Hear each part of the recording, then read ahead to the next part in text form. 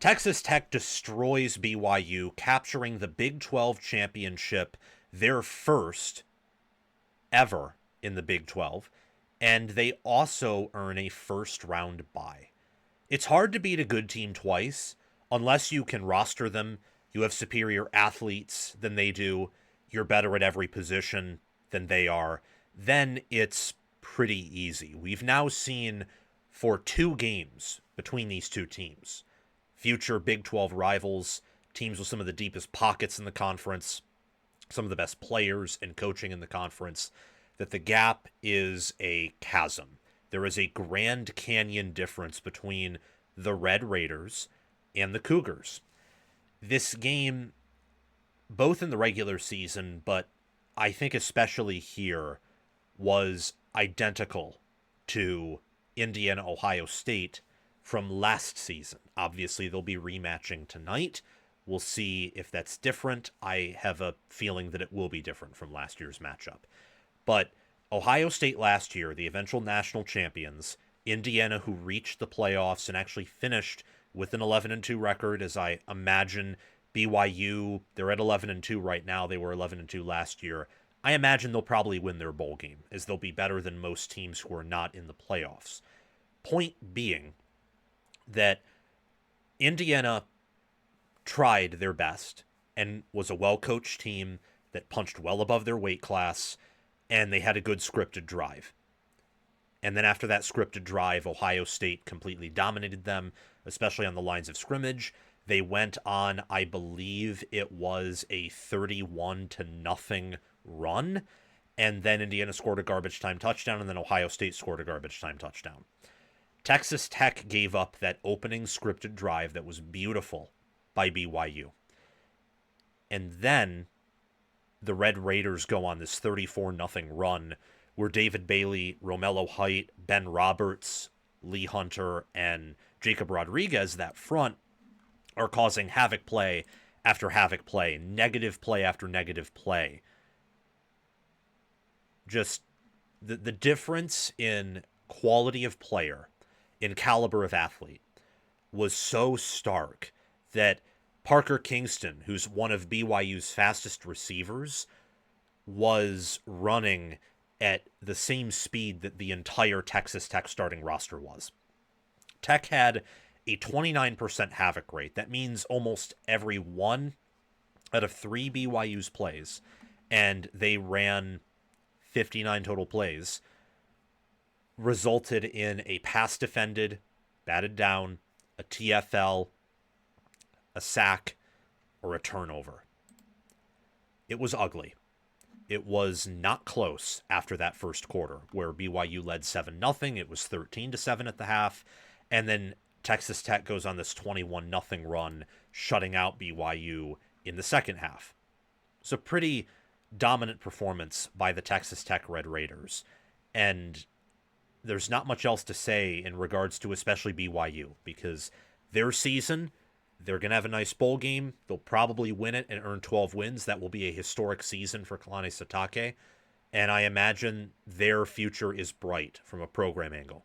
But their season outside of the bowl game is effectively over. Texas Tech is going to be competing for a national championship, and they're guaranteed to participate in the quarterfinals because they won this game in dominant fashion. They were already ranked 4th. They're now 12-1. Why else? Why else wouldn't they be guaranteed a first-round bye? There's no reason. They've looked very dominant. They continue to rise in power ratings. They're one of the most efficient teams in college football. I know their strength of schedule isn't amazing, but neither is Ohio State's or Indiana's. One of those teams is going to go 12-1, and they are not going to receive a first-round bye. The total yards here, Texas Tech nearly doubled up BYU in that category. They ran the football better. They threw the football better. They took care of the football more. I'm not going to say better there because Behren Morton had some very terrible throws that, if luck goes the other way, maybe results in a few turnovers for Texas Tech. But ultimately, BYU's defense didn't make the plays on those turnover-worthy throws, and Texas Tech did make those plays with Ben Roberts, their one of their starting linebackers, along with Jacob Rodriguez, having 2 interceptions and the team having some forced fumbles. 19 first downs to 14. Both teams were lightly penalized. The difference here was the dominance at the line of scrimmage, where BYU put up an admirable effort defensively and really messed with what Texas Tech wanted to do offensively, as we saw in the first game. So now we have a 2-game sample size of BYU really fudging up Texas Tech's offense and kind of, well, putting, syrup or something sticky in the gears, and it can't function properly when playing this BYU defense. I think that's something that you're probably going to see in the playoffs from Tech, is if they win games or if somehow they win the national title, it's going to be through their defense. Their defense is clearly better than their offense, and that's why this game ultimately wasn't close. And what was the difference here is that Texas Tech's offensive line was battling with BYU's defensive line, and it was pretty back and forth. Texas Tech, for the entire game outside of the scripted drive, owned BYU's offensive line. And then Texas Tech had the superior athletes everywhere else, where you have that Coy Eakin 28-yard pass from Behren Morton on the 4th and 2, where, Eakin motions over. It's a pass behind the line of scrimmage. He tiptoes down the sidelines, gets into the end zone. That's an athletic play. Or the Coy Eakin 33-yard pass from Behren Morton that made it 10-7. That was a beautiful, back shoulder throw by Morton. That's another athletic play. They kept making athletic plays after athletic play, and they could also go to power if they needed to, as we saw with their rushing attack. BYU does not have the speed to be athletic and to win in an athletic finesse fashion against a team like Texas Tech. They had to win the turnover battle.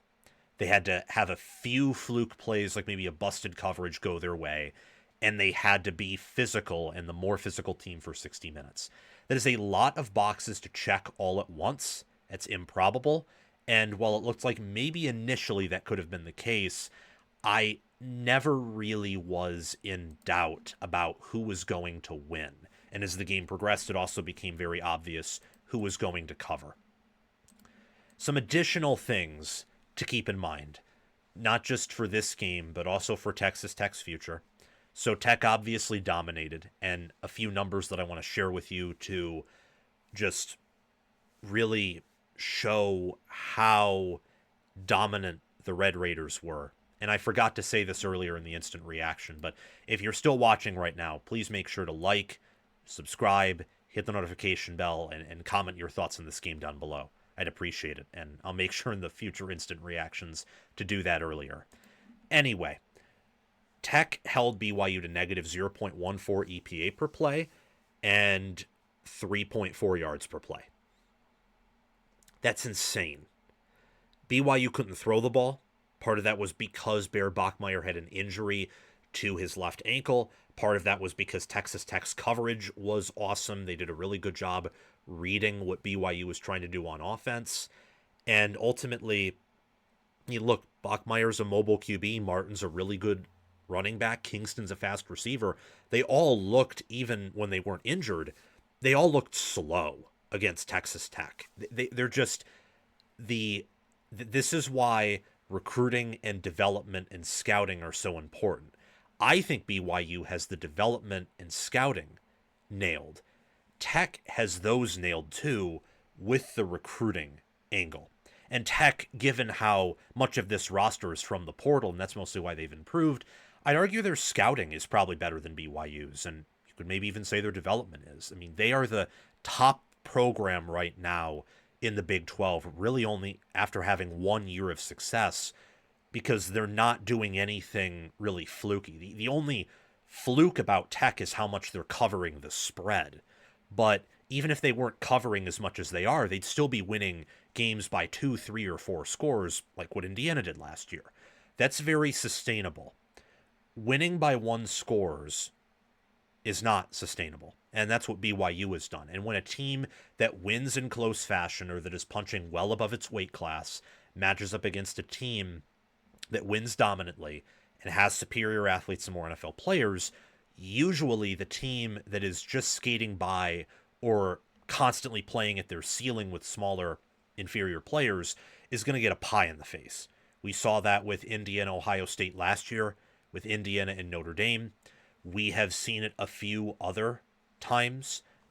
This year, for example, BYU versus Texas Tech. We saw that. We saw it between, I would say, Nebraska, Penn State, Nebraska, Iowa. We saw it a little bit, not to the same degree, but with USC and Oregon. I think USC is a better team than BYU. Oregon's a better team than Texas Tech. Wasn't as dominant because those teams from a talent composite are closer together. But you get the point. When those matchups happen, you get pie in the face. And that's not a good result for BYU. It does show, however, how good of a team Texas Tech is. And how I think if they can find a way to fix their quarterback play and better protect him, and if the offensive line can put a few decent, good games together, they'll probably have some success. Both quarterbacks didn't play all that well. Morton was 20 of 33 with a 73.4 QBR. Bear Bachmeier was 16 of 27 for 115 and 2 picks with a 30.5 QBR. Morton had a better day than Bachmeier, but Morton was healthy, and Morton has a far better supporting cast. Much better defense, much better offensive skill positions, a bigger, faster, stronger offensive line. Morton has had a up and down year. I think he's a good QB. I think as of right now, he is better than Bachmeier, independent of supporting cast, but not by as much as QBR or some of the stats and info would say. Morton was missing a lot of throws, a lot of wide open guys. He was throwing passes 5-10 yards off here or there, sometimes just missing his receivers. Other times he had those beautiful passes, like the back shoulder one to Koik, and he had another one, I think it was to maybe Virgil, that was deflected, but it was a beautiful pass. BYU's corner just made a very athletic play to jump up and flick the ball down. So, not a good day to be a quarterback for either team. Bachmeier is a true freshman. Morton is a senior. Bachmeier will probably be the better quarterback when he's a senior than Morton is right now. If Texas Tech wants to win it all, they are going to have more consistent QB play. Because, yes, you might face a team whose offense with your style of defense you just match up very well with, and you kill them. But there are other teams that have much better quarterback play, and almost every team you will play in the CFP has a better offense than BYU. They'll have an offense that is closer to Arizona State's, and most of them better even than a fully healthy Arizona State offense. So they need their offense to put some pieces of the puzzle together and come out and perform better in their quarterfinal game. There's a speed difference that we've already talked about. Just want to quickly rehash it. Romello Height, David Bailey, Ben Roberts, Jacob Rodriguez, Bryce Pollock, they blanketed every part of BYU's offense. They were faster, more athletic.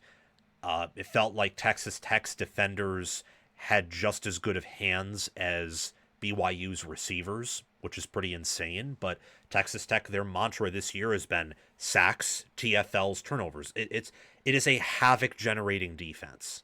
That is their mantra. That's their bread and butter.